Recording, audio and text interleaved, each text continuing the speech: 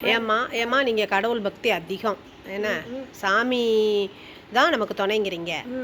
ஆனால் நிறைய பேர் வந்து பேய் பிசாசெல்லாம் இருக்குன்னு சொல்கிறாங்களே, அது நீங்கள் என்னைக்காவது அப்படி யோசிச்சிருக்கீங்களா? பேய் பிசாசெல்லாம் இருக்குன்னு நினைக்கிறீங்களா?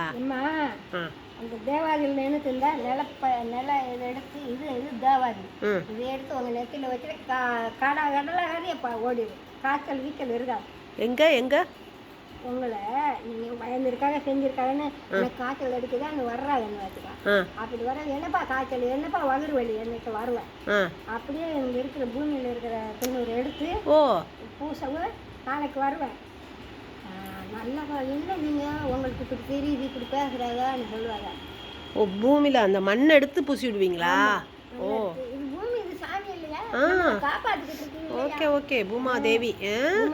பார்த்தீங்களா, இது மக்களுக்கு தெரிய மாட்டேதேம்மா. பூமியை என்ன பாடுபடுத்துறாங்க அவங்க தெரியாது.